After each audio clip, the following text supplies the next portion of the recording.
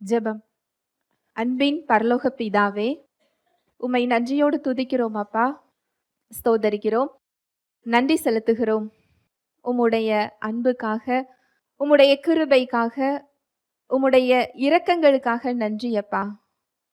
உம்முடைய கிருபை காலை தோறும் புதிதாய் இருக்கிறது. புது புது கிருபையினால் எங்களை திருப்தியாக்குகிறீரப்பா. காருண்யம் என்னும் கேடகத்தினால் எங்களை சூழ்ந்து கொண்டு நிற்கிறீர். எங்களை பாதுகாக்கிறீர், எங்களை பலப்படுத்துகிறீர், எங்களை வழி நடத்துகிறீரப்பா. நன்றி செலுத்துகிறோம். எங்களுக்கு என்ன என்ன தேவைகளோ எல்லாவற்றையும் சிலுவையில் செய்து முடித்திருக்கிறீர். இந்த சத்தியத்திற்கு நேராக எங்களை வழி நடத்தி கொண்டிருக்கிறீர். சத்திய ஆவியானவரே, வேதத்தின் இரகசியங்களை, மறைபொருட்களை எங்களுக்கு எளிமையாக நாங்கள் புரிந்து கொள்ளும் வகையில் எங்களுக்கு கற்றுக் கொடுக்கிறதற்காக நன்றியப்பா. தடைகளை, மனக்கடினத்தை இயேசுவின் நாமத்தினாலே அப்புறப்படுத்துகிறேன். சத்தியத்தை புரிந்து கொள்ளக்கூடிய, அதை தாழ்மையாக ஏற்றுக்கொள்ளக்கூடிய உணர்வுள்ள இருதயங்களை எங்கள் ஒவ்வொருவருக்கும் நீர் தருகிறதற்காய் நன்றி செலுத்துகிறேன். எங்கள் தேவைகளை அறிந்திருக்கிறீர். எங்களுடைய சூழ்நிலைகளை எங்களை காட்டிலும் நன்றாக அறிந்திருக்கிறீர். எங்களுக்கு ஏற்ற மன்னாவை தாரும்.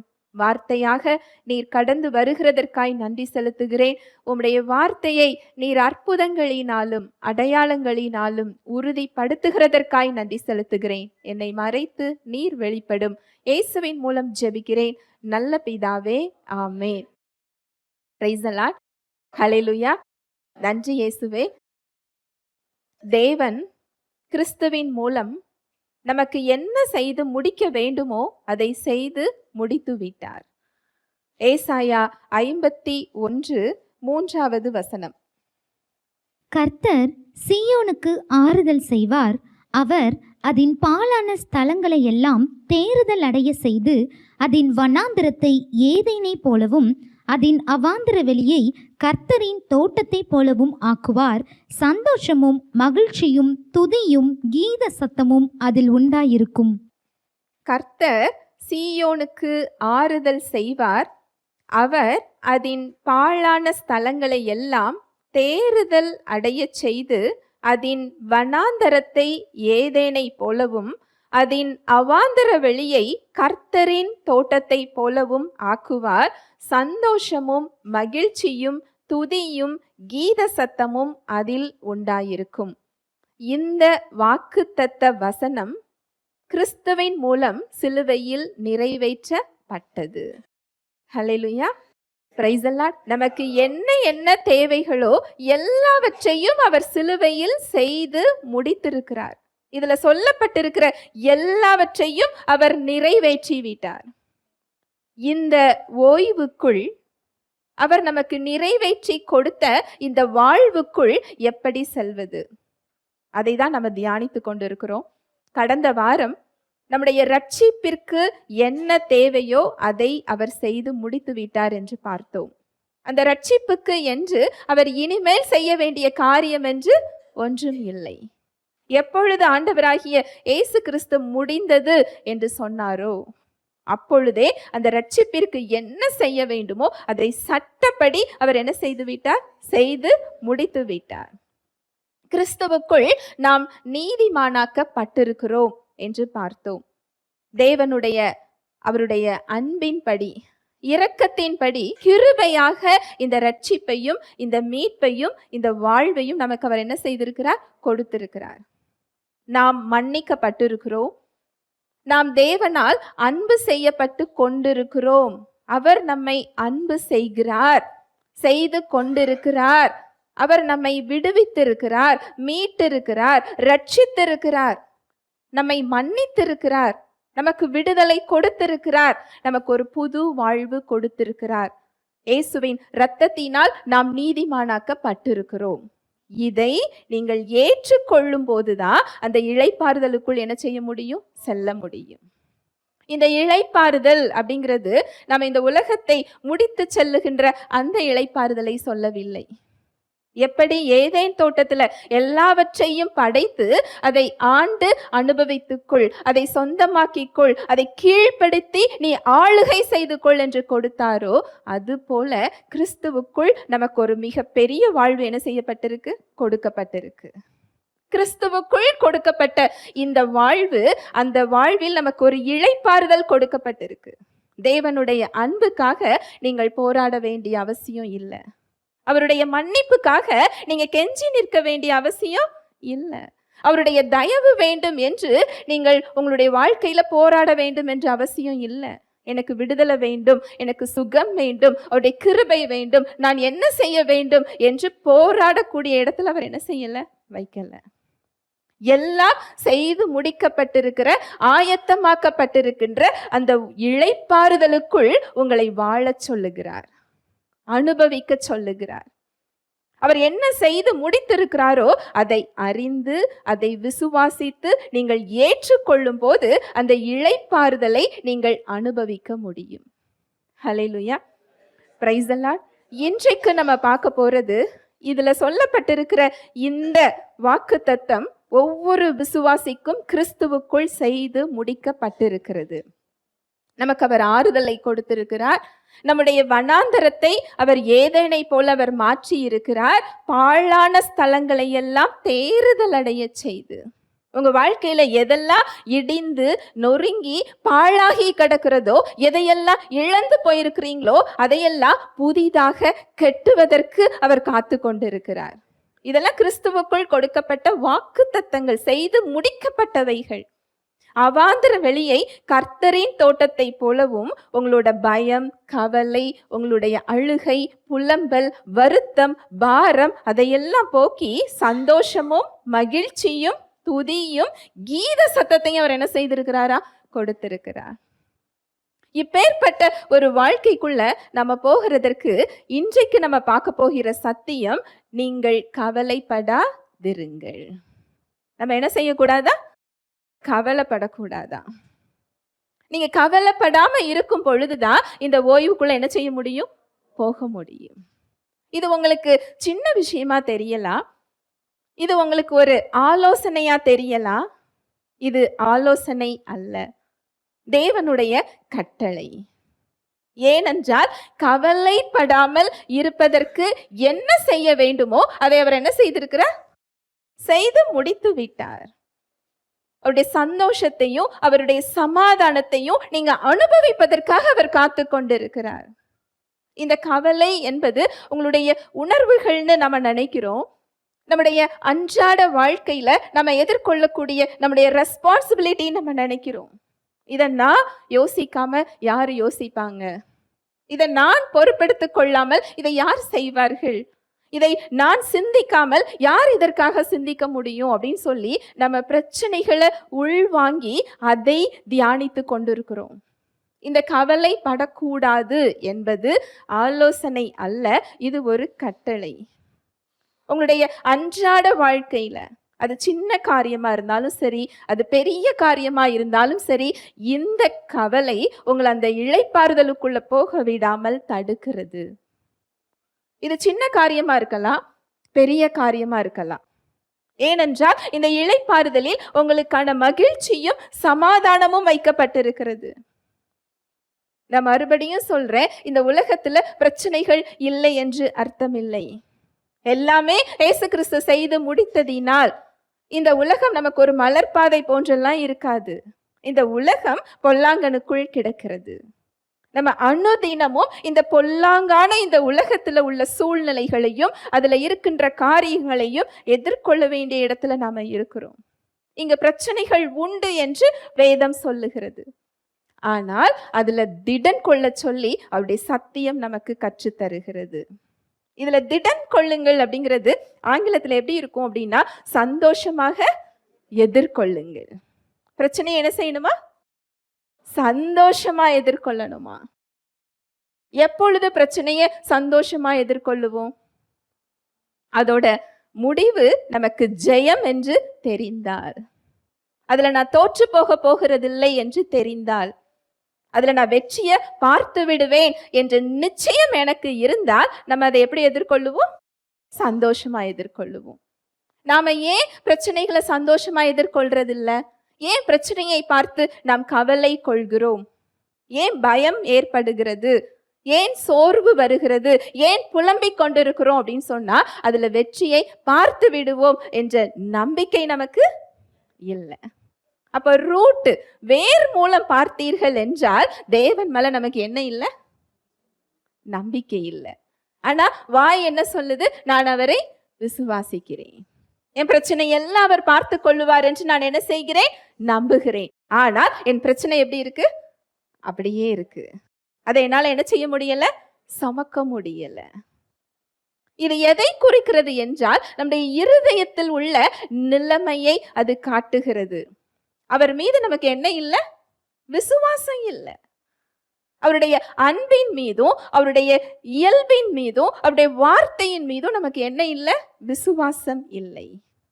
அவருடைய வார்த்தை தெளிவா சொல்லுது, நீங்க எண்ணத்தை குடிப்போம், எண்ணத்தை பூசிப்போம் என்று உங்களுடைய ஜீவனுக்காகவோ உங்க உடைக்காகவும் நீங்க என்ன செய்யாதீங்க? கவலைப்படாதீங்க. இதையெல்லாம் அஞ்ஞானிகள் நாடி தேடுகிறார்கள். நீங்க நாளைக்கு என்ன செய்ய போறோம், நான் எதை உடுக்க போறேன், எதை சாப்பிட போறேன், நாளைய தினத்தை நான் எப்படி எதிர்கொள்ள போகிறேன்னு சொல்லி யாரு தேடுவாங்களா? அஞ்ஞானிகள். அஞ்ஞானிகள்னா யார் தெரியுமா? தேவனை அறியாதவர்கள் அதை தேடுவார்களாம். தேவனை அறிந்த அவருடைய பிள்ளைகள் என்ன செஞ்சுக்கிட்டு இருக்கிறோம்? நான் என்ன செய்ய போறேன், இதை எப்படி எதிர்கொள்ள போறேன், நான் எப்படி பார்க்க போறேன், நாமும் அதை தான் என்ன செஞ்சுக்கிட்டு இருக்கிறோம்? செய்து கொண்டிருக்கிறோம். இவைகள் எல்லாம் உங்களுக்கு தேவை என்று பரமபிதா அறிந்திருக்கிறார். நீங்க நினைக்கலாம், இத்தனை கோடி மக்கள்ல எத்தனையோ கோடிக்கணக்கான மக்கள், இதில் என்னுடைய ஒருவனுடைய ஒருத்தியுடைய நிலைமையை அவர் அறிந்திருக்கிறாரா அப்படின்னு நீங்க கேட்கலாம். ஒவ்வொருவருடைய நிலைமையையும் அவர் அறிந்திருக்கிறார். காக்கா குருவிகளோட நிலைமையை கூட அவர் என்ன செய்திருக்கிறார்? அறிந்திருக்கிறார். அவைகளை காட்டிலும் நீங்கள் விசேஷித்தமானவர்கள் அல்லவா? அவைகளுக்கு அவர் அவருடைய சாயலை கொடுக்கல. யாருக்கு அவருடைய சாயலை கொடுத்திருக்கிறார்? நமக்கு. அவைகளுக்காக அவர் இறங்கி வரவில்லை, நமக்காக அவருடைய ஸ்தானத்தை விட்டு அவர் இறங்கி வந்தார். நமக்கு இது தேவை என்று அவர் அறிந்திருக்கிறார். நீங்க வேதாகமத்துல எடுத்து வாசிச்சு பார்த்தீர்கள் என்றால் ஒவ்வொரு பகுதியிலையும் அங்கு புறக்கணிக்கப்பட்டவர்களையும், ஒதுக்கப்பட்டவர்களையும், நிராகரிக்கப்பட்டவர்களையும், துக்கத்துல இருக்கிறவர்களையும் அவர் அங்க தேடி எடுத்து அவங்கள தூக்கி எடுத்து அவருடைய வாக்கு தத்தத்தை அவர்கள் வாழ்க்கையில் அவர் நிறைவேற்றுகிறத பார்க்க முடியும். ஆகார் அவங்க எதையும் கேட்கல, சாராளா தேர்ந்தெடுக்கிறாங்க. சாராளா அவங்கள என்ன செய்யறாங்க? துரத்தி விடுறாங்க. வயிற்றில் குழந்தையோடு வனாந்தரத்துல போறாங்க. அங்கு தேவனோட தூதன் அவங்க பார்க்கறாங்க. அந்த இடத்துக்கு அவங்க பெயர் வைக்கிறாங்க, என்னை காண்கிறவரை நானும் கண்டேன். அவங்க தேவனோட உடன்படிக்கையில எல்லாம் இல்லை. ஆகார் இன்னும் சொல்ல போனா யாரும் கண்டு கொள்ளாத ஒரு பெண் அந்த இடத்துல இருக்கிறவங்க தான். அவரையும் அங்கு தேவன் என்ன செய்யறாரா? பார்க்கிறார். அந்த இருதயத்தின் வியாகுலத்தை அவர் என்ன செய்திருக்கிறார்? அறிந்திருக்கிறார். என்னை காண்பவரை நானும் கண்டேன். இந்த வார்த்தையோட ஸ்பெஷல் விசேஷம் என்ன தெரியுமா? அவர் நம்மை பார்த்து கொண்டுதான் இருக்கிறார், நாம் அவரை பார்க்கிறோமா? அதுதான் அதுல விசேஷம். அவர் நம்ம என்னதான் செஞ்சுக்கிட்டு இருக்கிறாரு? பார்த்து கொண்டே இருக்கிறார். நாம் அவரை பார்க்கிறோமா? என்னை காண்பவரை நானும் கண்டேன். அங்கு அவருக்கு ஒரு வாக்கு தத்தத்தை கொடுத்து, ஒரு ஆறுதலை கொடுத்து, உன் மகனை நான் பெரிய ஜாதியாக்குவேன். தேவனோட இயல்பு நமக்கு தெரியல. அந்த பெண்மணி அவரோட உடன்படிக்கையில இல்ல, ஆனாலும் அங்க என்ன செய்கிறார்? வாக்கு கொடுக்கிறார். தேவனுடைய இயல்பு அதுதான். இன்றைக்கு அவரோட உடன்படிக்கையில நம்ம இருக்கிறோம். நம்ம கவலைப்படாமல் இருப்பதற்கு என்ன தேவையோ அதை அவர் சிலுவையில் செய்து முடித்திருக்கிறார். நம்முடைய குழந்தை பிறக்கும் பொழுதே, அது வளர ஆரம்பிக்கும் பொழுதே நாம எத்தனை திட்டம் போடுறோம் இல்லையா? அது வளரும் போது நம்ம என்ன செலவெல்லாம் செய்யணும், அது படிப்பு செலவுக்கு நான் என்ன சேர்த்து வைக்கணும், திருமண காரியத்துக்கு நான் என்ன செய்யணும், எதிர்காலத்துக்கு என்ன செய்ய வேண்டும், என் பிள்ளை நான் பட்ட கஷ்டத்தை என்ன செய்யக்கூடாது, படக்கூடாது. அதோட எதிர்காலத்துல அந்த பிள்ளைக்கு பிறக்கக்கூடிய பிள்ளைக்கு என்று நாம் எத்தனை காரியங்களை நாம் சிந்திக்கிறோம். ஏனென்றால் அது கஷ்டப்படக்கூடாது, கவலைப்படக்கூடாது. இல்லையா? நம்முடைய நோக்கம் அதுதானே.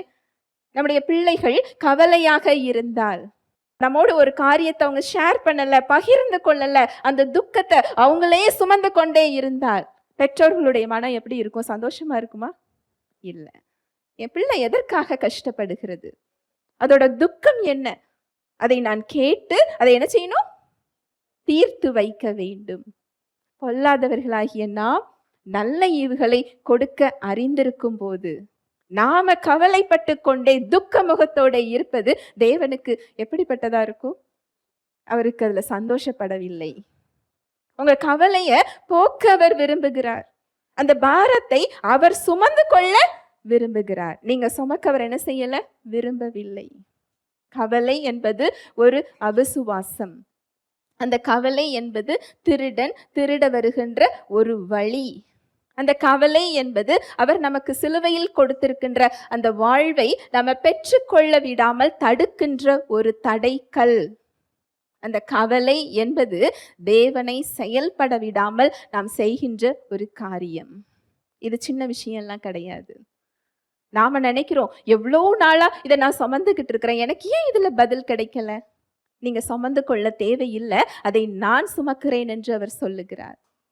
அவர் உங்களை விசாரிக்கிறவரான படியினால் உங்கள் கவலைகளை எல்லாம் அவர் மேல் வைத்து விடுங்கள். நீங்க வைத்து விட்டு எடுங்கள்னு என்ன செய்யல? சொல்லல.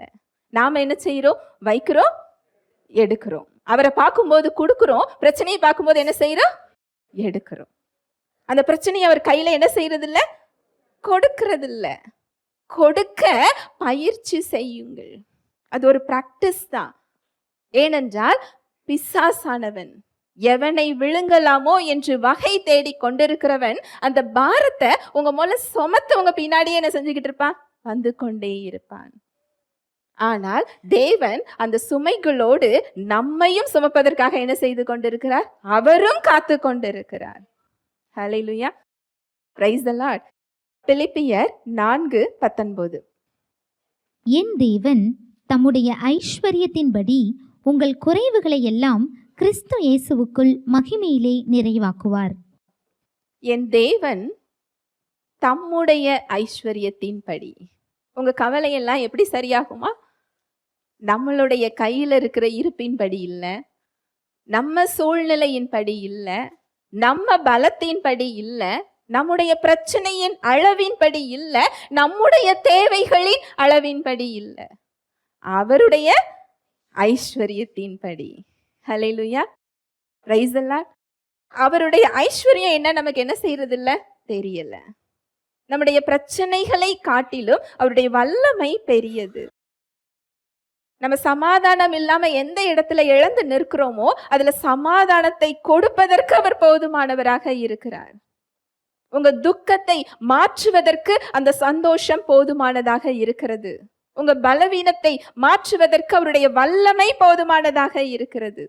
என் தேவன் தம்முடைய ஐஸ்வரியத்தின்படி உங்கள் குறைவை எல்லாம் யாருக்குள்ள நிறைவாக்குறாரா? கிறிஸ்து இயேசுவுக்குள் மகிமையிலே நிறைவாக்குவார். கிறிஸ்துவுக்குள்ளாக நமக்கு என்ன தேவையோ அதை அவர் என்ன செய்து விட்டார்? செய்து முடித்து விட்டார். அதனாலதான் அவர் சொல்றாரு, நாளைய தினத்தை குறித்து நீங்க என்ன செய்யாதீங்க? கவலைப்படாதீங்க. அப்ப கவலைப்படவில்லை என்றால் இந்த பிரச்சனையை யார் எதிர்கொள்ளுவாங்க? இதுக்கு நான் என்ன பதில் கொடுக்க போறேன் அப்படின்னு சொல்லி நீங்க கேட்டீர்கள் என்றால், முதலாவது தேவனுடைய ராஜ்யத்தையும் அவருடைய நீதியையும் தேடுங்கள், அப்பொழுது இவைகள் எல்லாம் உங்களுக்கு கூட கொடுக்கப்படும். அது ஒரு மொழிபெயர்ப்புல சொல்லப்பட்டிருக்கும், இவைகள் எல்லாம் உங்க பின்னாடியே என்ன செய்யுமா? வரும். நீங்க அது பின்னாடி என்ன செய்ய வேண்டியதில்லை, போக வேண்டியது இல்லை. நாம் அப்படியே மாத்தி செய்யறோம். நாம அது பின்னாடி என்ன செஞ்சுக்கிட்டு இருக்கிறோம்? போய்கொண்டிருக்கிறோம். நாம போக வேண்டியது பிரச்சனைகளின் பின்னாடி இல்ல, நம்ம சூழ்நிலைகளின் பின்னால் அல்ல, தேவனுக்கு பின்னாடி என்ன செய்யணும்? போகணும். அவரை தேடணும். முதலாவது உங்க பிரச்சனையை பாரு, நீங்க என்ன செய்யல? சொல்லல. உன் பலவீனத்தை பாருன்னு சொல்லல. முதலாவது நீ தேவனுடைய ராஜ்யத்தை தேடு, அவருடைய நீதியை தேடுங்கள். அப்பொழுது இயல்பாகவே உங்க தேவைகள் என்ன செய்யும்? சந்திக்கப்படும். இயல்பாகவே வரும். உங்க கவலைய அப்பொழுதுதான் நீங்க அவர்கிட்ட தூக்கி கொடுக்கவும் முடியும். அவர் யார் என்று அறிந்திருந்தால்தான் அந்த சுமைய நீங்க என்ன செய்ய முடியும்? இறக்கி வைக்க முடியும். உங்களுடைய பொருட்களை பார்த்து கொள்ளணும் அப்படின்னு சொன்னா யார்கிட்ட கொடுப்பீங்க? ரொம்ப நம்பிக்கையானவர் இல்லையா? நம்ம பிரச்சனைய அவர் தாய் என்று கேட்கிறார். நான் உன்னை விசாரிக்கிறேன், உன் கவலையை நான் விசாரிக்கிறேன். அதை விசாரிக்கிறவர் மாத்திரம் இல்லப்பா, நான் அதை உனக்கு சரி செய்து தருகிறேன்னு சொல்றாரு. அதுக்கு நான் உண்மையுள்ளவரா இருக்கிறேன், அதுக்கு நான் விருப்பம் உள்ளவரா இருக்கிறேன், அதற்கு வல்லமை உள்ளவரா இருக்கிறேன்னு சொல்றாரு. ஆனா நம்ம பிரச்சனையை அவர் கையில என்ன செய்ய மாட்டேங்கிறோம்? கொடுக்கவில்லை. அப்படின்னா அர்த்தம் என்ன? அவர் மேல நமக்கு என்ன வரல? நம்பிக்கை வரல. அவரை காட்டிலும் நான் என் பிரச்சனையை என்ன செய்ய போறேன்? நன்றாக பார்த்து கொள்ளுவேன். எனக்கு அதை சுமக்கிறது எனக்கு இன்பமாக இருக்குன்னு என்ன செஞ்சுக்கிட்டு இருக்கிறோம்? சுமந்து கொண்டு இருக்கிறோம். இல்ல, நான் சுமந்து கொள்ளுகிறேன்னு சொல்றாரு. முதலாவது தேவனுடைய ராஜ்யத்தை தேடுங்கள். அவருடைய அன்பையும் அவருடைய வல்லமையையும் அவர் கிறிஸ்துவுக்குள் நமக்கு கொடுத்திருக்கின்றவற்றையும் நீங்கள் அறிந்து கொண்டால் இயல்பாகவே இந்த பாரம் என்னால என்ன செய்ய முடியாது? சுமக்க முடியாது. இந்த பிரச்சனையை என்னால என்ன செய்ய முடியாது? சுமக்க முடியாது. அந்த பிரச்சனைகளை அவரிடத்துல ஒப்பு கொடுக்கிறதுக்கு, அவர் கரத்துல கொடுக்கிறதுக்கு நாம கற்றுக்கொள்ளுவோம். அது எந்த காரியமா இருந்தாலும் சரி. உங்க சரீரத்தை குறிச்ச கவலையா இருக்கலாம், சுகத்திற்காக நீங்க காத்து கொண்டிருக்கலாம், உங்க எதிர்காலத்துக்காக காத்து கொண்டிருக்கலாம், பண தேவைக்காக காத்து கொண்டிருக்கலாம், பிள்ளைகளோட எதிர்காலத்துக்காக காத்து கொண்டிருக்கலாம், வேலைக்காக, கையின் பிரயாசங்களுக்காக. இன்னைக்கு நீங்க என்ன இடத்துல இருக்கிறீங்களோ அதை அவர் சந்திக்கிறதற்கு, அந்த கவலையை உங்ககிட்ட வாங்கி அதுல சமாதானத்தையும் விடுதலையையும் அந்த இளைப்பாறுதலுக்குள்ளே உங்களை அழைத்து செல்வதற்கு அவர் எப்படி இருக்கிறாரு? காத்து கொண்டிருக்கிறார். ஹல்லேலூயா, பிரைஸ் தி லார்ட். அதற்கு நாம் அதை அறிந்திருக்கணும். அவருடைய இயல்பு என்ன? அவர் என்ன செய்து முடித்திருக்கிறார்?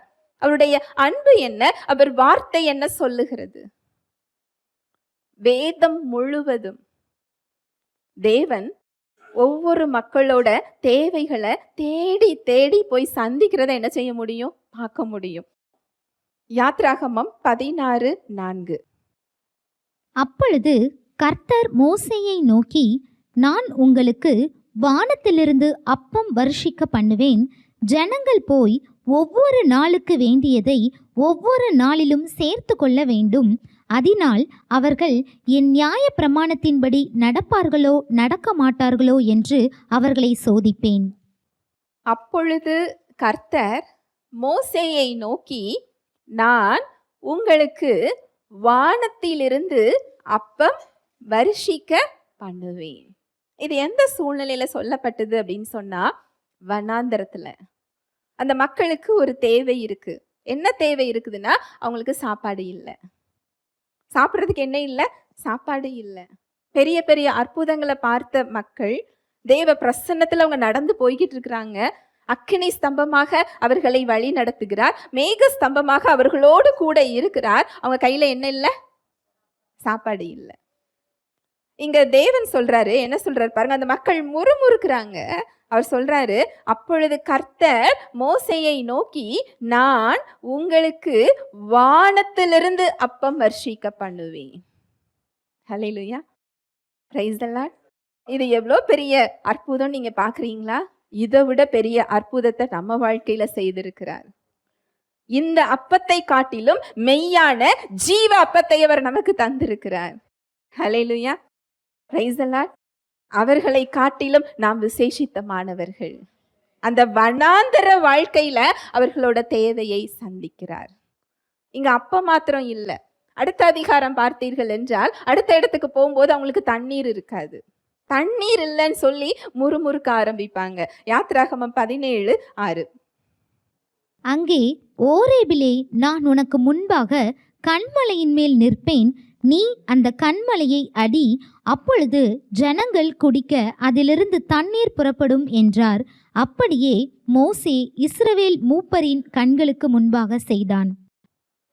அங்கே ஓரேபிலே நான் உனக்கு முன்பாக கன்மலையின் மேல் நிற்பேன்.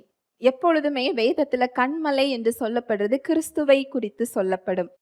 அங்கே ஓரேபிலே நான் உனக்கு முன்பாக கன்மலையின் மேல் நிற்பேன், நீ அந்த கன்மலையை அடி, அப்பொழுது ஜனங்கள் குடிக்க அதிலிருந்து தண்ணீர் புறப்படும் என்றார்.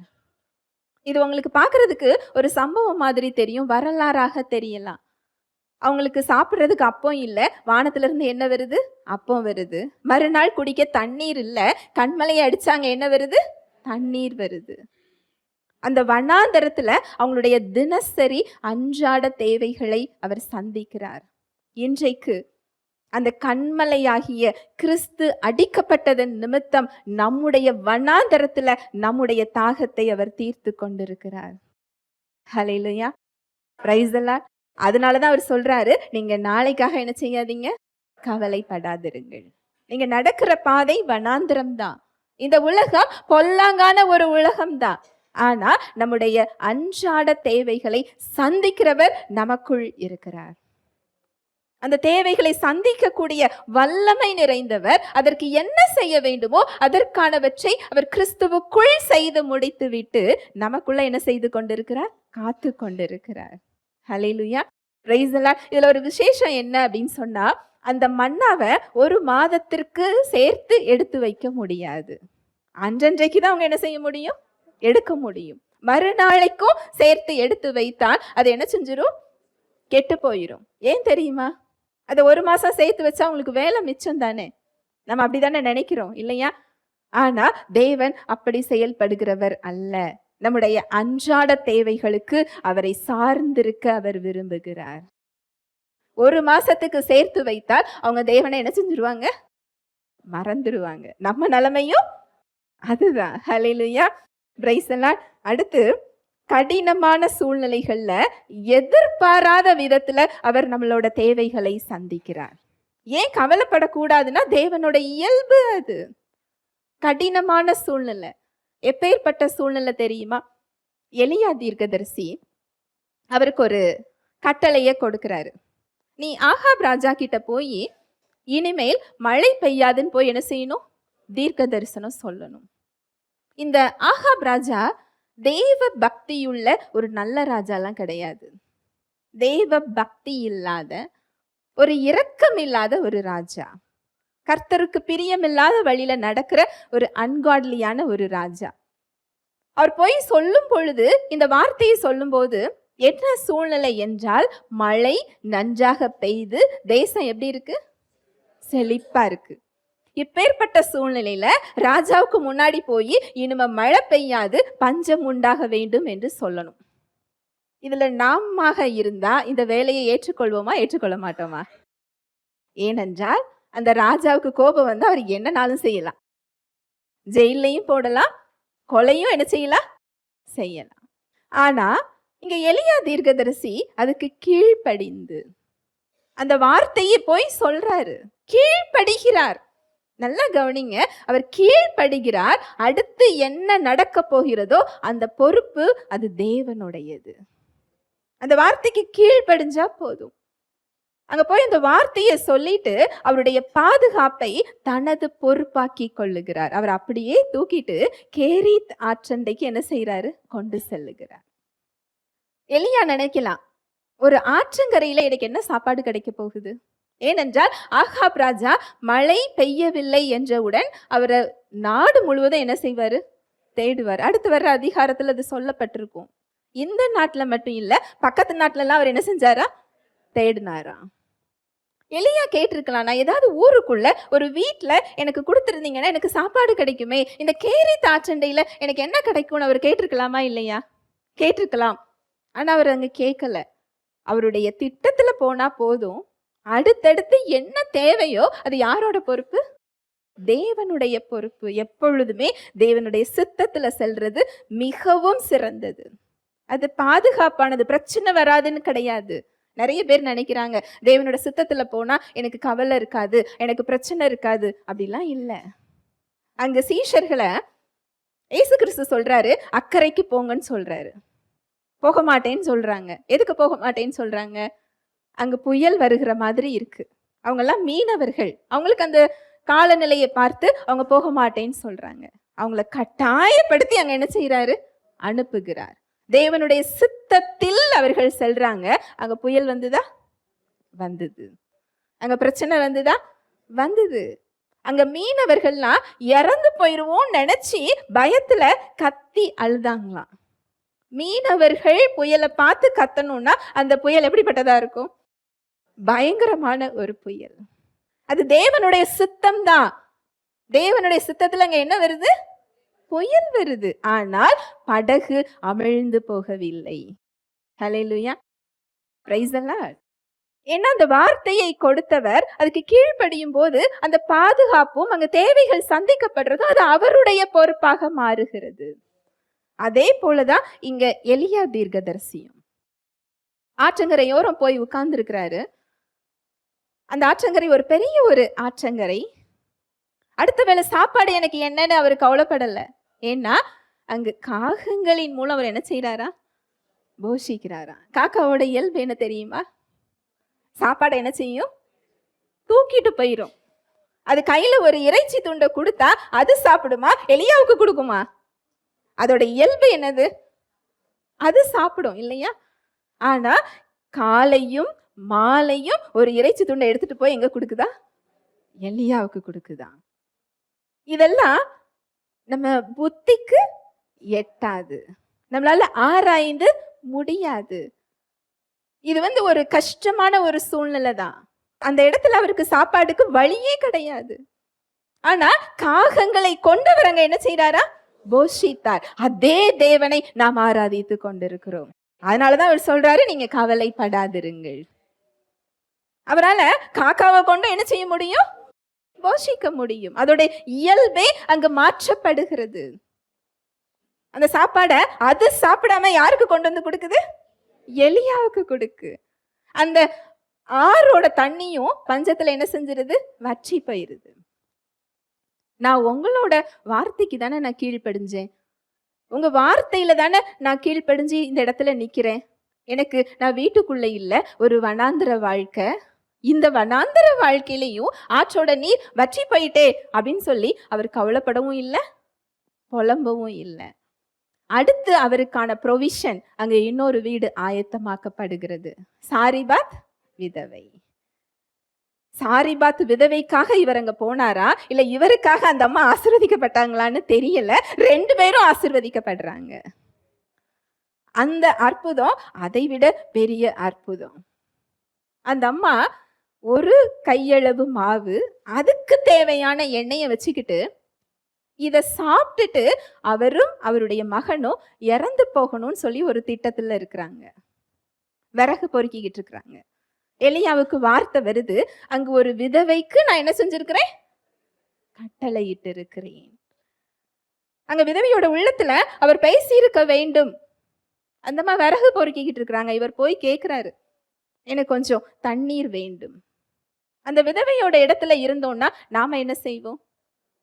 ஏன் சூழ்நிலையே பெரிய சூழ்நிலையா இருக்கு.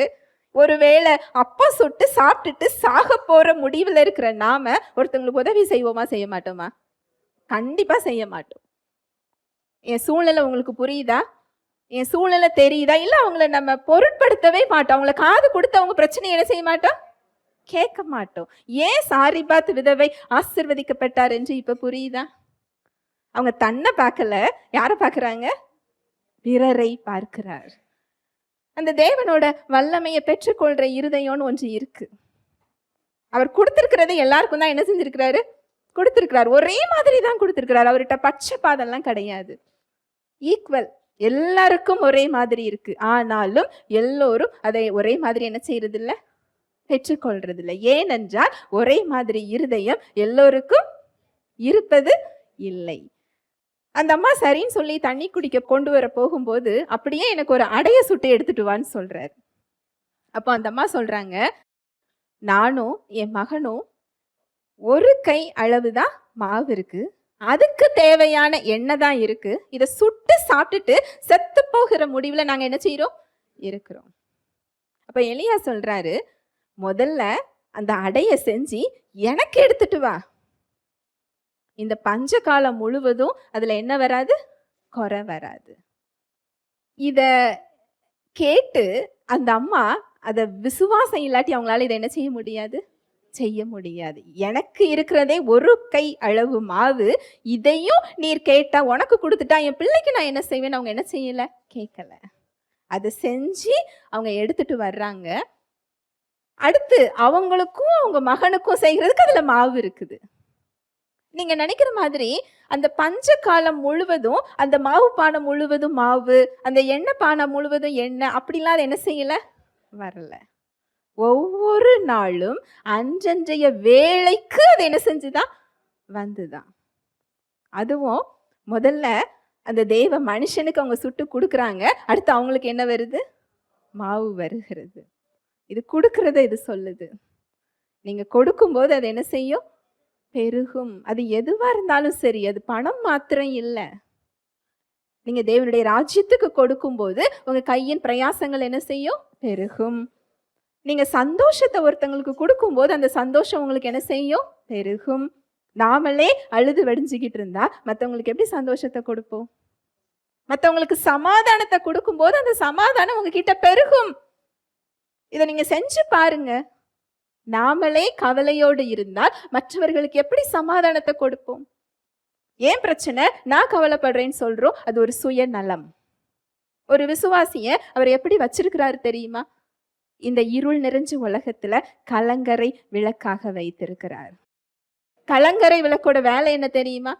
கடல்ல திசை தெரியாம தடுமாறிக்கிட்டு இருக்கிற கப்பல் வழி தெரிகிறதற்காக அது வெளிச்சத்தை கொடுத்து கொண்டிருக்கிறது. ஒரு விசுவாசியோட வாழ்க்கையும் அதுதான். நீங்க கிறிஸ்துவுக்குள்ள கொடுக்கப்பட்ட இந்த சமாதானத்தையும் சந்தோஷத்தையும் விடுதலையையும் வாழ்வையும் நீங்க அதை அனுபவிக்கும் பொழுதுதான் மற்றவங்களுக்கு நீங்க என்ன செய்ய முடியும், கொடுக்க முடியும். ஒருத்தங்க வந்து நம்ம கிட்ட தண்ணி கேட்குறாங்க, என் கையில தண்ணீர் இல்லாம நான் எப்படி கொடுப்பேன்? சமாதானம் இல்லாமல் உலகம் அலைந்து கொண்டிருக்கிறது. சமாதானம் இழந்து இருள் நிறைஞ்ச ஒரு உலகம். சிறைப்பட்டு இருக்கிறாங்க, ஒடுங்கின ஆவியோடு இருக்கிறாங்க, ஒடுக்கப்பட்டு இருக்கிறாங்க. நாம கவலையோடு இருந்தா எப்படி அவங்களுக்கு கொடுக்க முடியும்? இல்லையா? நாமளும் உள்ள பொக்கிஷத்தை அனுபவிக்கிறது இல்லை, மற்றவங்களுக்கும் என்ன செய்யறது இல்லை, கொடுக்கிறது இல்லை. இது ஒரு பாவம். கவலைப்படுறது என்ன தெரியுமா? பாவம், சின். எப்படி நம்ம ஒரு பொய் சொல்றதோ, ஒரு களவு செய்யறதோ, ஒரு விபச்சாரம் பண்றதோ, ஒரு கொலை செய்யறதையோ பாவம்னு பாக்குறோமோ, கவலைப்படுறதும் எதுதான்? பாவம்தான். ஏனென்றால் அது தேவனை உங்கள் வாழ்வில் செயல்பட விடாமல் என்ன செய்கிறது, தடுக்கிறது.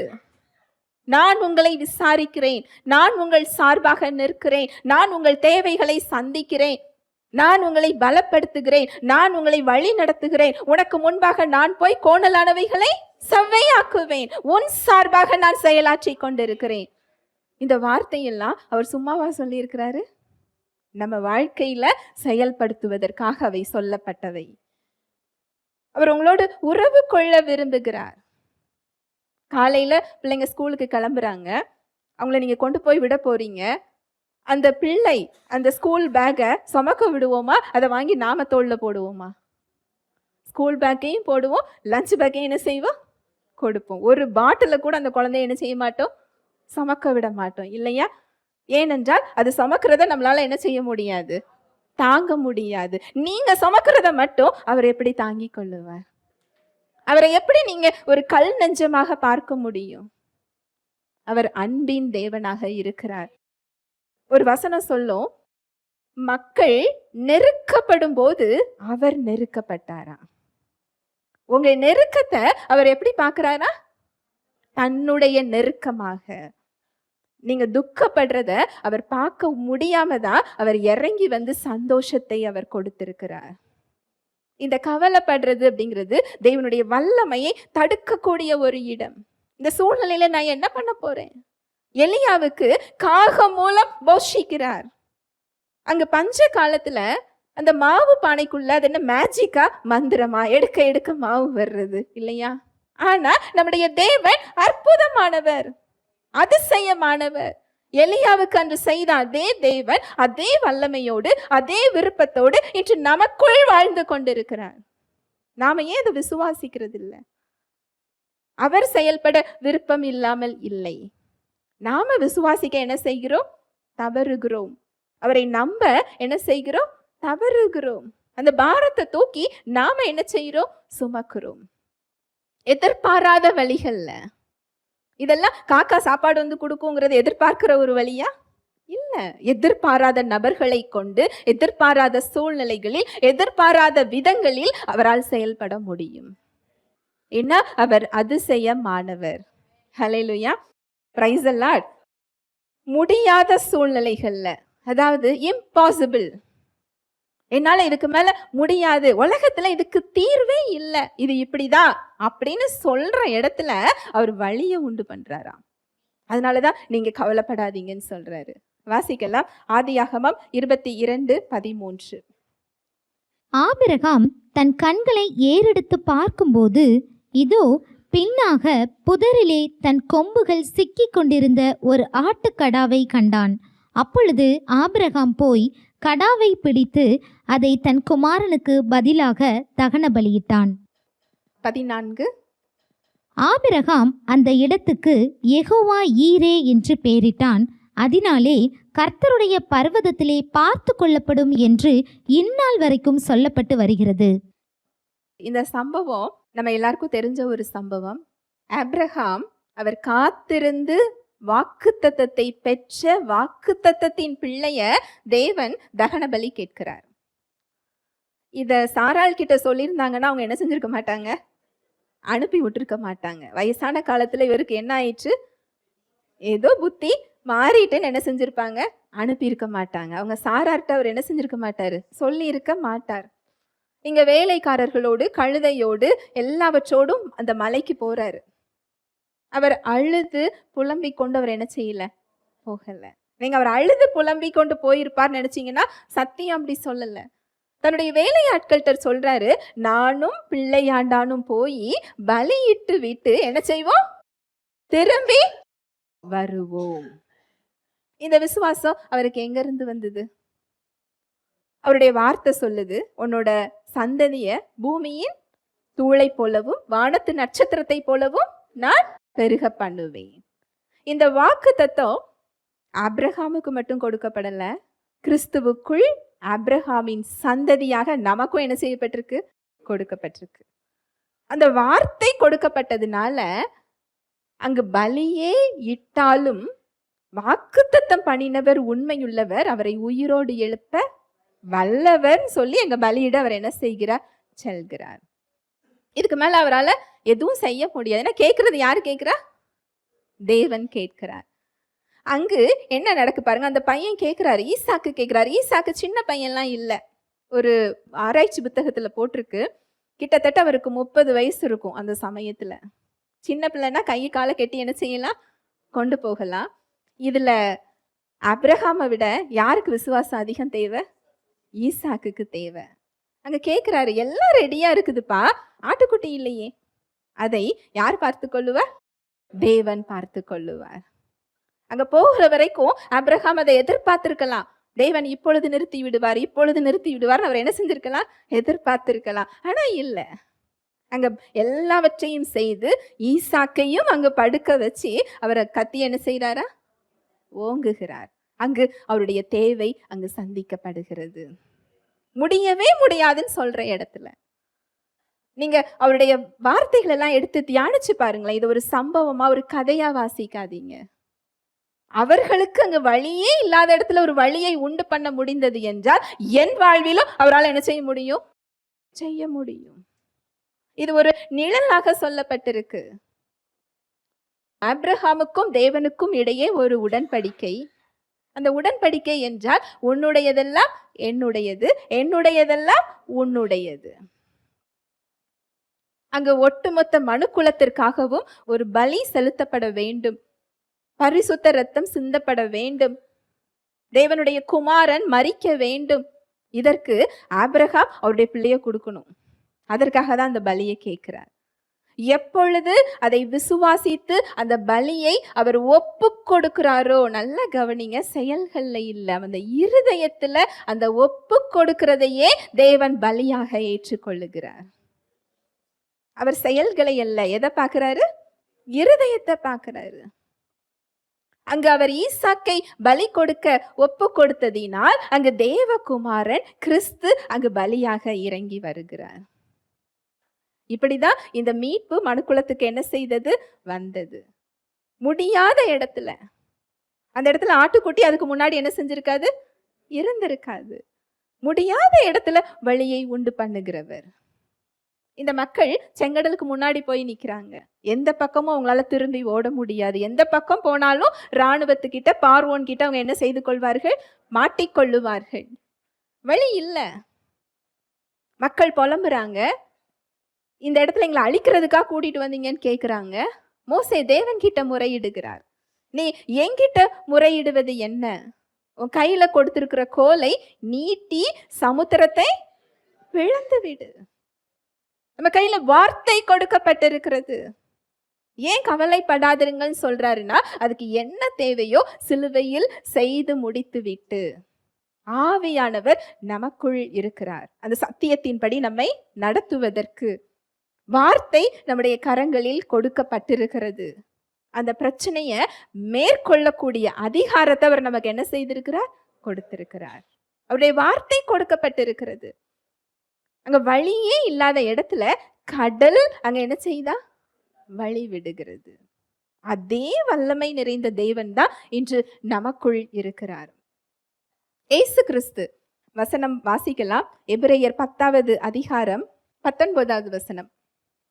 ஆகையால் சகோதரரே, நாம் பரிசுத்த ஸ்தலத்தில் பிரவேசிப்பதற்கு இயேசுவானவர் தமது மாம்சமாகிய திரையின் வழியாய் புதிதும் ஜீவனுமான மார்க்கத்தை நமக்கு உண்டு பண்ணினபடியால் அந்த மார்க்கத்தின் வழியாய் பிரவேசிப்பதற்கு அவருடைய இரத்தத்தினாலே நமக்கு தைரியம் உண்டாயிருக்கிறபடியினாலும்.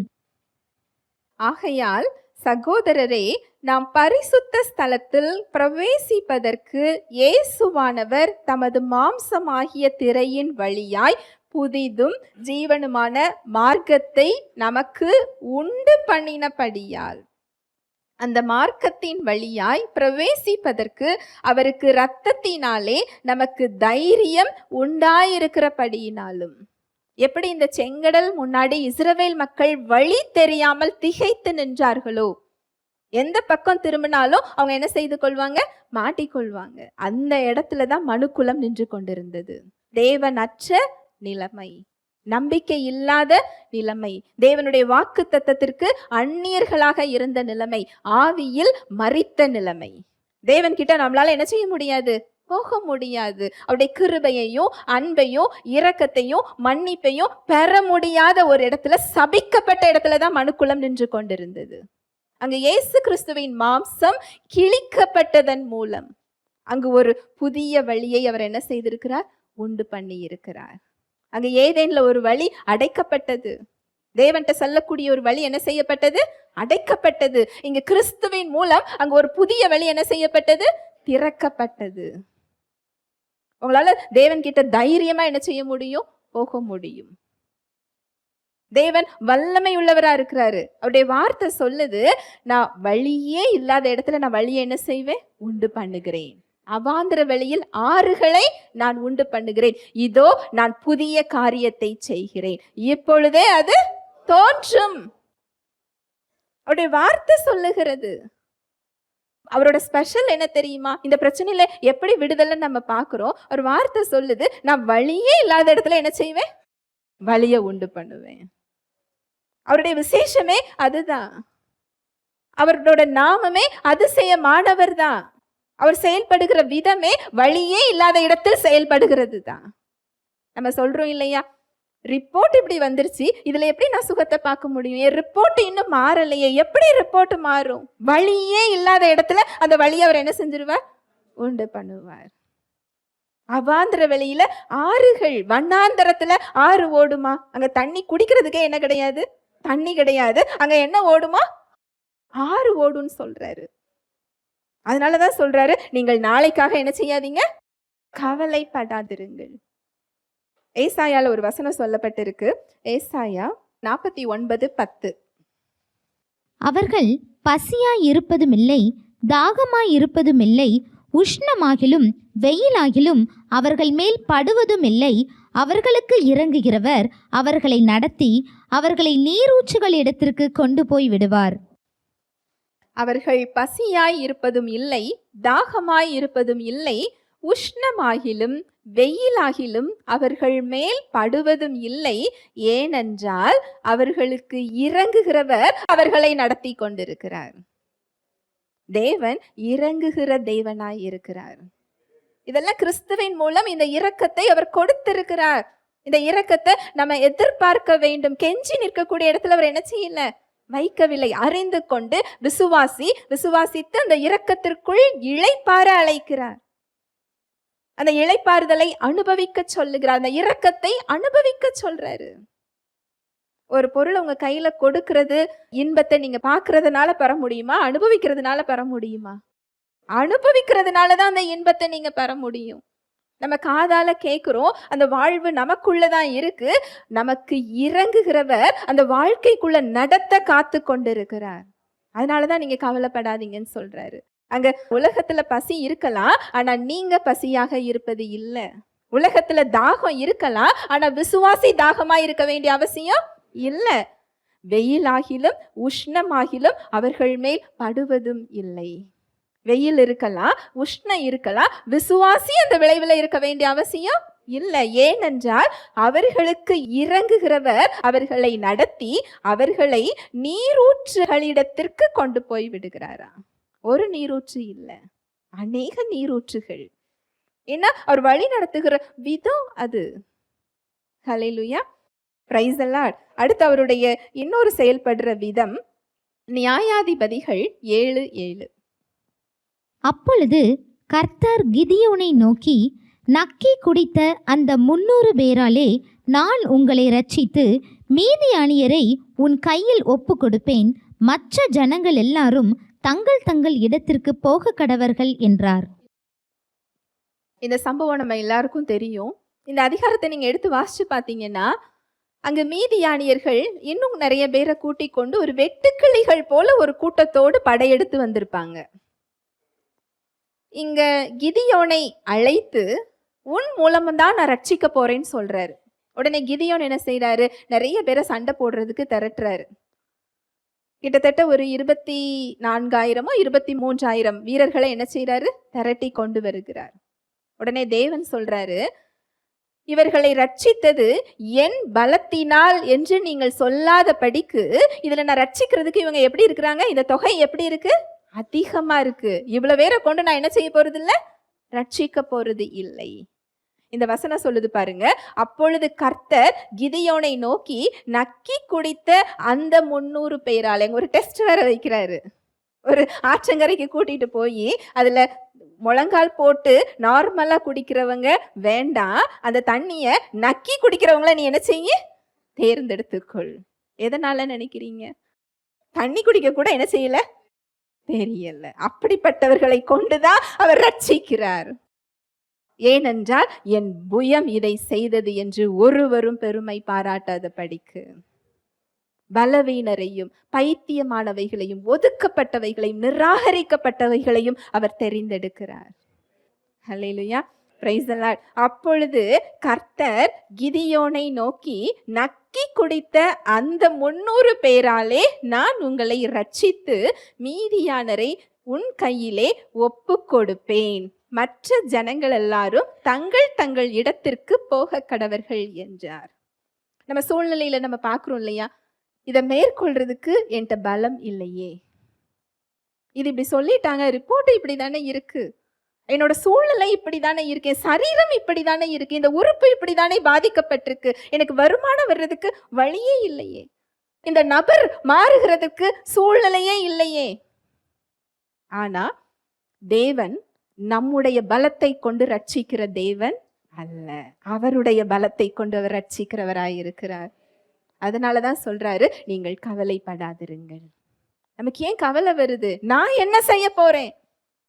இதுல நான் போக போறேன்? இதை நான் எப்படி மேற்கொள்ள போறேன்? நீங்க செய்ய வேண்டியது இல்ல, நீங்க போக வேண்டியது இல்ல, நீங்க மேற்கொள்ள வேண்டியது இல்ல. உங்களை வழி நடத்துகிறவர் ரட்சிக்க போதுமானவராக இருக்கிறார். ஹல்லேலூயா, பிரைஸ் தி லார்ட். நம்முடைய பலத்தை கொண்டு அவர் ரட்சிக்கிறவர் அல்ல. இந்த மனுக்குலத்தை அவர் எப்படி ரட்சித்தார்? கிறிஸ்துவின் மூலமாக அவருடைய பலத்தை கொண்டு ரட்சித்தார். இன்றைக்கு நம்ம வாழ்க்கையில மட்டும் நம்ம பலத்துல எப்படி நம்ம மேற்கொள்ள முடியும்? இப்ப புரியுதா கவலை எவ்வளவு பெரிய ஒரு பாவம் என்று? நம்முடைய பலத்தில் அது நம்மை நிற்க வைக்கிறது, நம்முடைய பலத்தை அது சார்ந்து கொள்ள வைக்கிறது. எப்படி ஒரு பாவமான காரியங்களை பார்த்து நாம் விலகி செல்லுகிறோமோ, இது தேவனுக்கு பிரியமில்லாதது, சாத்தான் திருட வருகிறான், தேவனுடைய வாழ்வை தடுக்க வருகிறான் என்று நாம் அறிந்து வைத்திருக்கிறோமோ, அதே போல கவலையும் அவன் திருட வருகின்ற ஒரு வழி. எத்தனை கவலை வந்தாலும் அதை அவரிடம் தூக்கி கொடுக்க கற்றுக்கொள்ளுங்கள். இனிமே நான் என்ன செய்ய மாட்டேன்? சமக்க மாட்டேன். என்னையும் சேர்த்து சமக்க நீங்க என்ன செஞ்சுக்கிட்டு இருக்கிறீங்க? காத்து கொண்டு இருக்கிறீங்க.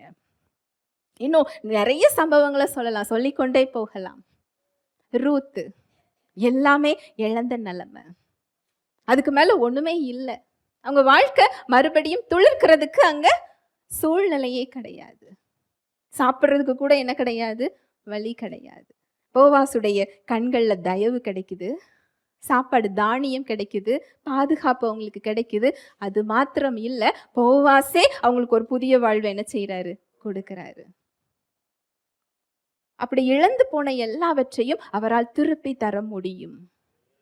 இடிந்து போன எல்லாவற்றையும் திருப்பி கட்ட முடியும். வழியே இல்லாத இடத்தில் அவரால் வழியை உண்டு பண்ண முடியும். ஏனென்றால் இதற்கு என்னெல்லாம் செய்ய வேண்டுமோ அதை எல்லாம் அவர் சிலுவையில் செய்து முடித்திருக்கிறார். கிறிஸ்துவின் மூலம் அது செய்து முடிக்கப்பட்டாயிற்று.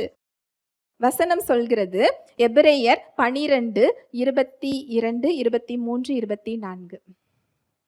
நீங்களோ சீயோன் மலையினிடத்திற்கும் ஜீவனுள்ள தேவனுடைய நகரமாகிய பரம எருசலேமினிடத்திற்கும் 1000-10,000 தேவ தூதர்களினிடத்திற்கும் பரலோகத்தில் பேரெழுதியிருக்கிற முதற் பேரானவர்களின் சர்வ சங்கமாகிய சபையினிடத்திற்கும் யாவருக்கும் நியாயாதிபதியாகிய தேவனிடத்திற்கும் பூரணராக்கப்பட்ட நீதிமான்களுடைய ஆவிகளினிடத்திற்கும் புது உடன்படிக்கையின் மத்தியஸ்தராகிய இயேசுவினிடத்திற்கும் ஆபேலினுடைய இரத்தம் பேசினதை பார்க்கிலும் நன்மையானவைகளை பேசுகிற இரத்தமாகிய தெளிக்கப்படும் இரத்தத்தினிடத்திற்கும் வந்து சேர்ந்தீர்கள்.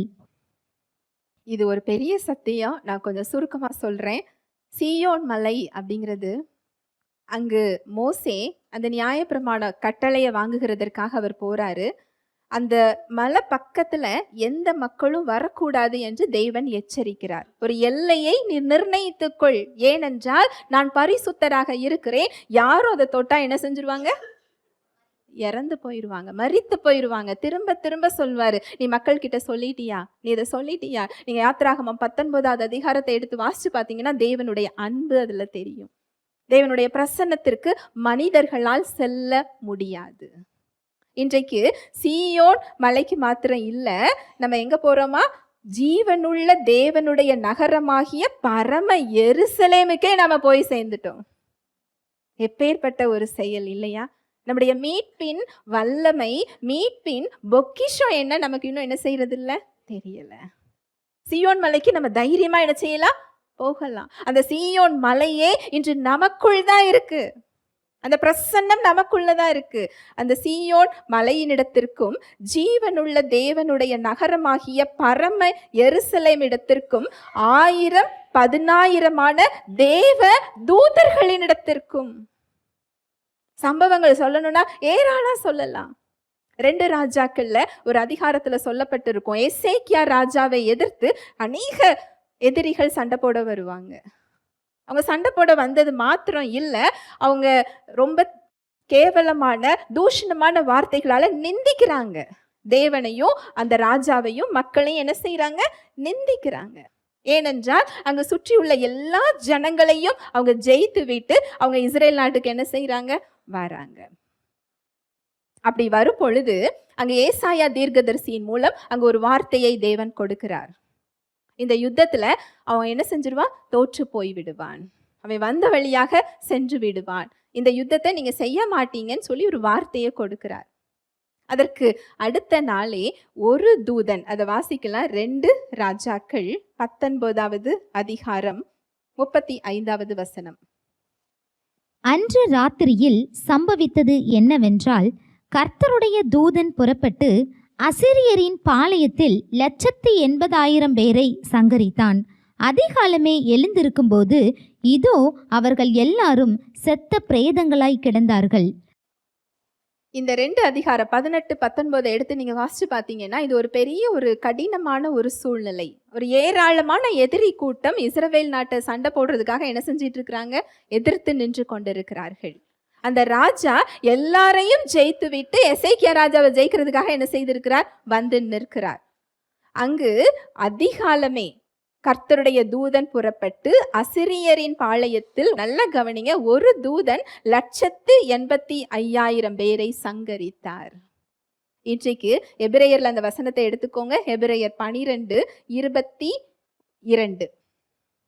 நீங்களோ சீயோன் மலையின் இடத்திற்கும் ஜீவனுள்ள தேவனுடைய நகரமாகிய பரம எருசலேமின் இடத்திற்கும் 1000-10,000 தேவதூதர்களின் இடத்திற்கும். இன்னைக்கு ஒரு தூதன் இல்லையா, எத்தனை தூதர்கள் பக்கத்துல நிக்கிறோமா? 1000-10,000 தூதர்கள். உங்களுக்கு எதிரா எந்த சூழ்நிலை இருக்க முடியும்? ஒரு வார்த்தை சொல்லுது, உங்க பாதம் கல்லில் இடராதபடிக்கு அவர்கள் உங்கள் கைகளில் ஏந்தி கொண்டு போவார்கள். நமக்கு உதவி செய்வதற்காக அந்த தேவதூதர்களை அவர் நியமித்திருக்கிறார். ஒரு தூதன் இல்ல, 2 தூதன் இல்ல, எத்தனை தூதர்களா? 1000-10,000 தூதர்கள். 1000-10,000 தூதர்களை கையில் வைத்து கொண்டு சீயோன் மலையை சொந்தமாக்கி கொண்டு பரம எருசலேமில் வாசம் செய்து கொண்டு நம்மளோட கொஞ்சம் சிறியதான பிரச்சனையை பார்த்து நம்ம என்ன செஞ்சுக்கிட்டு இருக்கிறோம்? பயந்துகிட்டு இருக்கிறோம். இதை தேவதூதர்கள் பார்த்தா எவ்வளவு ஒரு கிண்டலான ஒரு விஷயமா இருக்கு இல்லையா?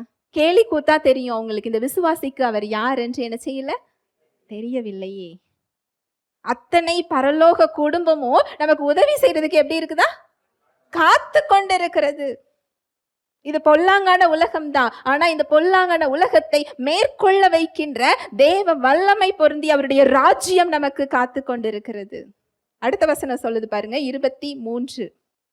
பரலோகத்தில் பேர் எழுதியிருக்கிற முதற் பேரானவர்களின் சர்வ சங்கமாகிய சபையினிடத்திற்கும் யாவருக்கும் நியாயாதிபதியாகிய தேவனிடத்திற்கும் பூரணராக்கப்பட்ட நீதிமான்களுடைய ஆவிகளின் இடத்திற்கும்.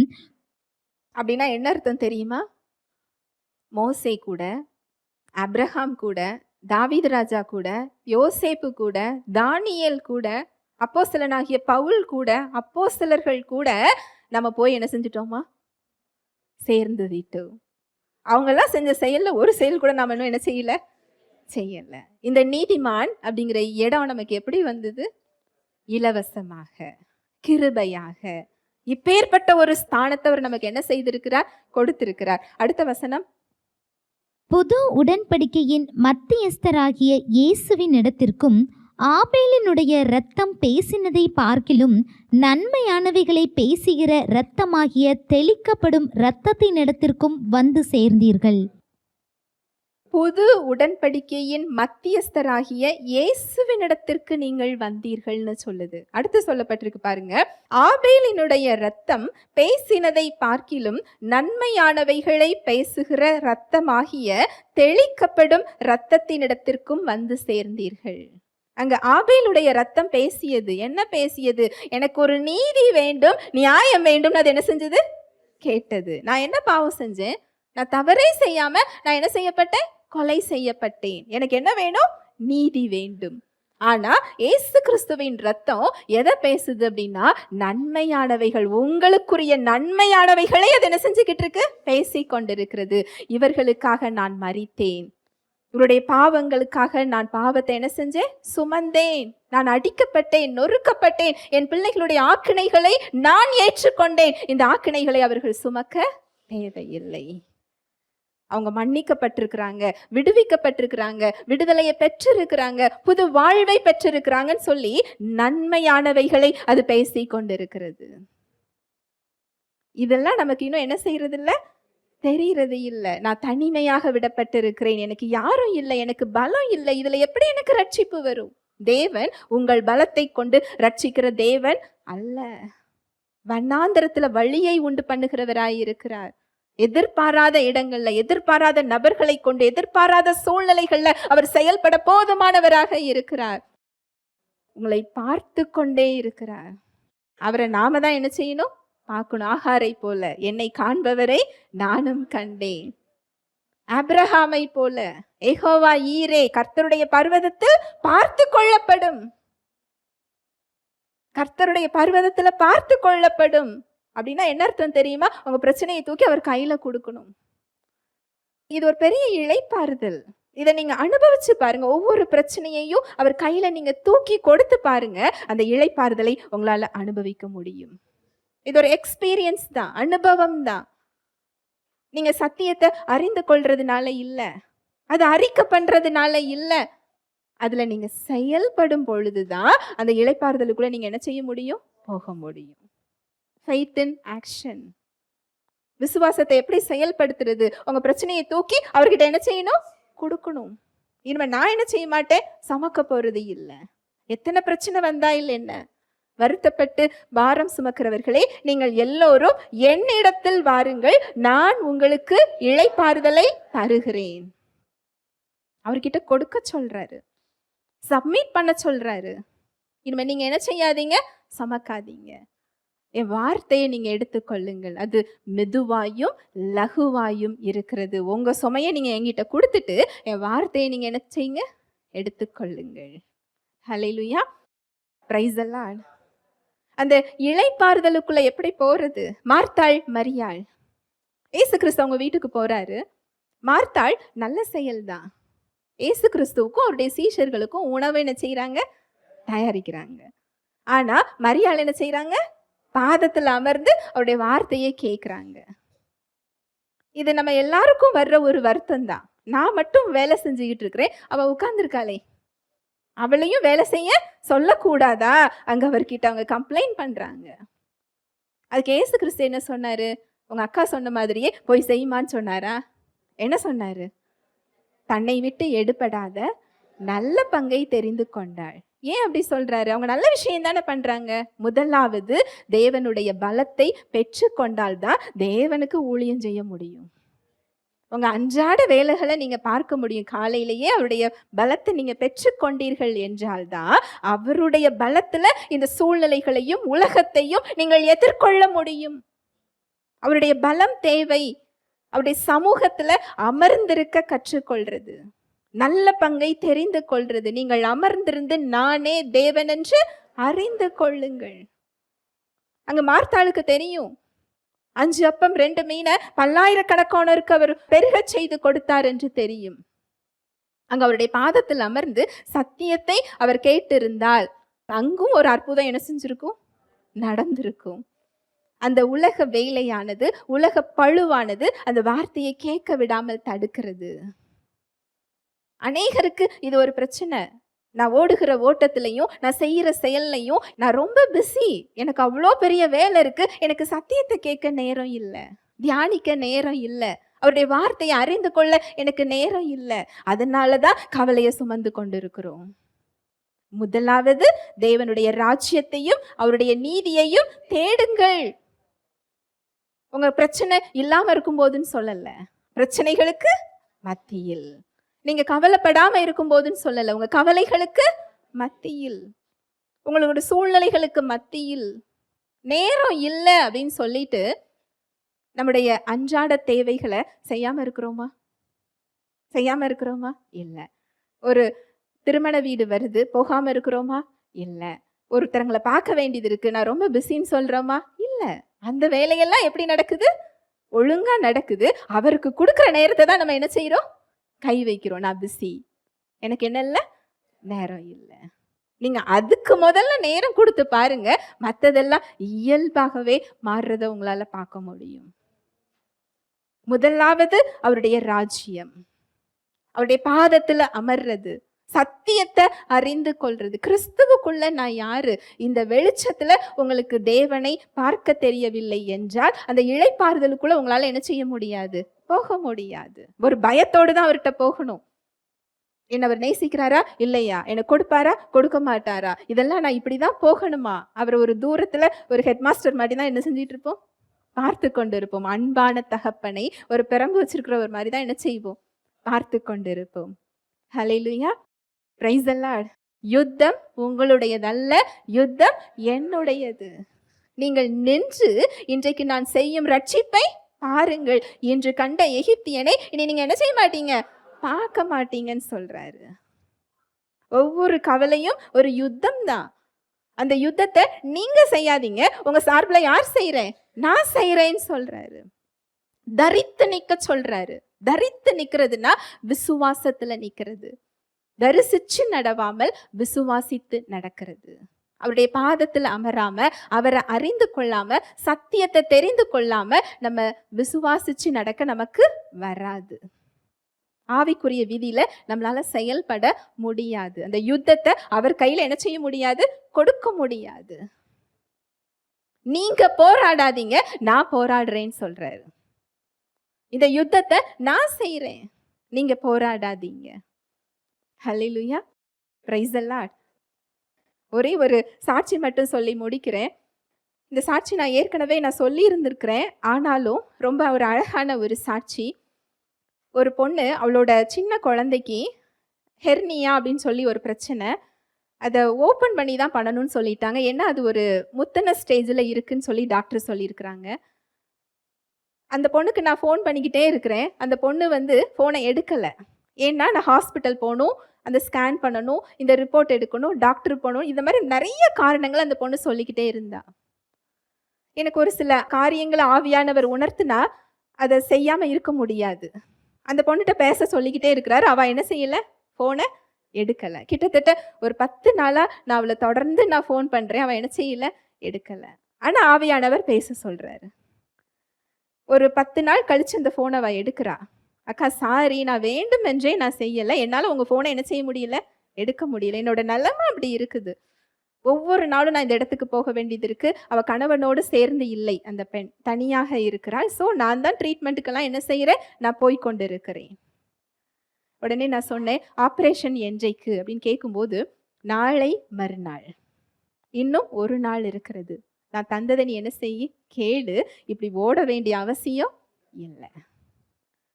கொஞ்சம் சுவிசேஷத்தை சொல்லி, சாட்சிகள் எல்லாம் சொல்லி, இன்றைக்கு இரவு நீ இதை கேளு, கேட்டுட்டு எனக்கு நீ ஃபோன் பண்ணு, நம்ம 2 பேரும் சேர்ந்து ஜெபிக்கலாம், இந்த ஆப்ரேஷன் தேவைப்படாது. மறுநாள் காலையில் அதிகாலையில் என்னை கூப்பிட்டுட்டு அவ சொன்ன முதல் வார்த்தை, சாரி, நான் உங்களை ரொம்ப அலைய வச்சுட்டேன், சாரி. எனக்கு சாரி சொல்ல வேண்டாமா? கூப்பிட்டது யாரு? நான் இல்லை, அவர் கூப்பிட சொன்னாரு. இதுல எவ்வளோ பெரிய விடுதலை இருக்கு. இது தெரிந்தால் என்னோட பாப்பாவுக்கு ஆப்ரேஷனே தேவையில்லையே. இந்த 10 நாள் நான் ஓடி இருக்க வேண்டிய அவசியமே இல்லை. இந்த சத்தியம் அந்த பொண்ணுக்கு புரிந்தது. அந்த சத்தியத்தை கேட்ட பிறகு இயேசுவின் நாமத்தினால அத்தாரிட்டி பிரேயர் செய்து விடும் பொழுது அவளுக்கு ரொம்ப ஆச்சரியம். எனக்கு அந்த பொண்ணை நான் நேரில் பார்த்ததில்லை. அந்த ஹெர்னியாவோட விளைவு வெளியவே அந்த பொண்ணுக்கு தெரியுமா? குட்டி பாப்பா, ஒரு 3 வயசு இருக்கும். அந்த வயிற்றுலையே ஒரு பெரிய ஒரு வீக்கம் இருந்துதான். இயேசுவின் நாமத்தினால ஜெபிச்ச உடனே அந்த வீக்கத்துல 95% மாறிவிட்டது. ஹல்லேலூயா, பிரைஸ் தி லார்ட். ஆனாலும் அவளுக்கு என்னன்னா, இன்னொரு 5% மாறின உடனே நான் சாட்சி சொல்றேன். நீ நாளைக்கு காலையில கூப்பிடு, இந்த 5%ம் இருக்காது. ஆனால் நீ அந்த வீக்கத்தை பார்க்க கூடாது, நன்றி சொல்லணும். 95% போனதுக்கு என்ன செய்யணும்? நன்றி சொல்லணும். மறுநாள் கேட்கும்போது ரொம்ப அழகாக அந்த பொண்ணுக்கு கம்ப்ளீட்டாக அந்த பிரச்சனையே இல்லை. அந்த பொண்ணு ஹெர்னியாவிலிருந்து ஆப்ரேஷன் இல்லாமல் சுகத்தை பெற்றுக்கொண்டாள். 3 மாதமாக என் மகள் சாப்பிடாம இருந்தா, இன்றைக்கு முழுவதும் காலையில இருந்தே என்கிட்ட சாப்பாடு கேட்டு கேட்டு என்ன செய்யறா? வாங்கி சாப்பிடுகிறாள். அவ சொன்ன சாட்சி என்ன அப்படின்னா, என் பொண்ணு ஆப்ரேஷன் தியேட்டருக்குள்ள போறது, அவளுக்கு மயக்க மருந்து கொடுக்கறது, ஆப்ரேஷன் பண்றது, இதெல்லாம் என் கற்பனையில எனக்கு பயமாக இருந்தது. நான் எப்படி அதை தாங்கி கொள்ள போகிறேன்? இதுதான் என் கற்பனையா இந்த 10 நாளும் இருந்தது. ஆனால் இந்த சத்தியத்தை நான் கேட்ட உடனே என்னோட கற்பனை எப்படி மாறியது என்றால், இயேசு கிறிஸ்துவின் சரீரம் அங்கு கிழிக்கப்பட்டிருக்கும் பொழுது என் மகளுடைய சரீரம் ஏன் கிழிக்கப்பட வேண்டும்? அது கிழிக்கப்பட அவசியமே இல்லையே. என் மகா சுகத்தை பெற்றுக் கொள்கிறவளாக, நான் இந்த சாட்சியை எல்லோருக்கும் சொல்கிறவளாக என் கற்பனை மாறியது ஒரே நாள்ல. அது ஒரு பெற்றுக்கொள்ற ஒரு இருதயம் அந்த பெண்ணுக்கு. அந்த கற்பனை மாறும் பொழுதே அங்க இயேசுவின் நாமத்தினால ஜெபித்த உடனே அங்க அந்த அற்புதம். இது ஒரு 10 நாளைக்கு முன்னாடி இந்த சத்தியத்தை கேட்டிருந்தா அந்த பொண்ணு இந்த 10 நாள் என்ன செய்ய வேண்டியது இல்லை, ஓட வேண்டியது இல்லை. இதுதான் நம்ம சூழ்நிலைகள்லையும். ஏன் முதலாவது தேவனுடைய ராஜ்யத்தை தேட சொல்லுகிறார் என்றால், நம்ம வாழ்க்கையில தேவையில்லாத அலைச்சல்கள், தேவையில்லாத ஓட்டங்கள், தேவையில்லாத பாரங்கள், இதெல்லாம் வீண் அலைச்சல்கள், வீண் பாரங்கள், இதெல்லாம் நீங்க சுமக்க கூடாது என்றுதான் முதலாவது தேவனுடைய ராஜ்யத்தை தேடுங்கள், என்னுடைய நீதியை தேடுங்கள், அப்பொழுது இவைகள் எல்லாம் உங்களுக்கு கூட கொடுக்கப்படும். அந்த யுத்தத்தை அந்த 10 நாளா அந்த பொண்ணு செய்து கொண்டிருந்தாள். ஆனா சத்தியத்தை அறிந்து கொண்ட பிறகு யுத்தத்தை யார் கையில கொடுத்துட்டா? கர்த்தர் கையில. அந்த ரட்சிப்பை அவளால பார்க்க முடிந்தது. ஹல்லேலூயா, பிரைஸ் தி லார்ட். ஜெபிக்கலாம். அன்பின் தகப்பனே, உம்மை நன்றியோடு துதிக்கிறோம் அப்பா, ஸ்தோத்தரிக்கிறோம், நன்றி செலுத்துகிறோம். உம்முடைய அன்புக்காக, உம்முடைய கிருபைக்காக, உம்முடைய இரக்கங்களுக்காக நன்றி அப்பா. உம்முடைய கிருபை பெரியது, உம்முடைய இரக்கம் மகா பெரியது தகப்பனே. நன்றி செலுத்துகிறோம். கிறிஸ்துவுக்குள் எங்களுக்கு ஒரு மிக பெரிய மீட்பையும் விடுதலையையும் வாழ்வையும் நீர் கொடுத்திருக்கிறீர். உம்முடைய வாக்குத்தத்தத்தை கிறிஸ்துவின் மூலம் நீர் நிறைவேற்றி இருக்கிறீர். எங்களுடைய வனாந்தரத்தை ஏதேனை போல மாற்றி இருக்கிறீர். எங்களுக்கு நீர் ஆறுதல் செய்திருக்கிறீர். அவாந்தர வெளியை கர்த்தரின் தோட்டமாக நீர் மாற்றி இருக்கிறீர். சந்தோஷமும் மகிழ்ச்சியும் துதியும் கீத சத்தமும் உண்டாயிருக்கும்படி செய்திருக்கிறீர். இந்த இளைப்பாறுதலுக்குள் நாங்கள் எப்படி செல்வது என்று எங்களுக்கு கற்றுக் கொடுத்து கொண்டிருக்கிறீர். எங்களுடைய கவலைகள், எங்களுடைய பயங்கள், எங்களுடைய சோர்வுகள், நாளைய தினத்தை குறித்த எங்களுடைய கவலைகள் உம்முடைய வல்லமையை தடுக்கிறது. நீர் கொடுத்த வாழ்வை பெற்றுக்கொள்ள விடாமல் தடுக்கிறது. உம்முடைய இளைப்பாறுதலுக்குள் செல்ல விடாமல் தடுக்கின்ற காரியமாக இருக்கிறது என்ற சத்தியத்தை இன்று கற்றுக் கொடுத்திருக்கிறீர். யுத்தம் எங்களுடையதல்ல, யுத்தம் உம்முடையது. உம்முடைய பாதத்தில் அமர்ந்து உம்மை அறிந்து கொள்ள கற்றுக் கொடுத்திருக்கிறீர். சிலுவையில் எங்களுக்கு செய்து முடிக்கப்பட்ட சத்தியத்தை நாங்கள் அறிந்து கொள்ளும் போது உம்முடைய இளைப்பாறுதலுக்குள் நாங்கள் செல்லுகிறோம். நன்றி செலுத்துகிறோம் அப்பா. வந்திருக்கிற ஒவ்வொருவரையும் உடைய கரத்தில் நான் தருகிறேன். என்ன தேவையில வந்தார்களோ அவர்களுக்கு ஏற்ற மன்னாவை கொடுத்ததற்காக நன்றி. அவர்களோடு நீர் பேசியதற்காக, இடைப்பட்டதற்காக நன்றி. எந்தெந்த இடத்துல பாரங்களை சுமந்து கொண்டிருக்கிறார்களோ இன்றைக்கு அதை உம்முடைய பாதத்தில் அதை கொடுக்க கற்றுக் கொடுத்ததற்காய் நன்றி அப்பா. அந்த பாரங்களை உடைய பாதத்தில் அவர்கள் இறக்கி வைக்கிறதற்காய் நன்றி. உம்முடைய வார்த்தை அந்த சமாதானத்தை அவர்களுக்கு கொடுப்பதற்காய் நன்றி அப்பா. லகுவாக்குனதற்காய் நன்றி. தடைகள் யாவும் இயேசுவின் நாமத்தினாலே நீங்கட்டும்.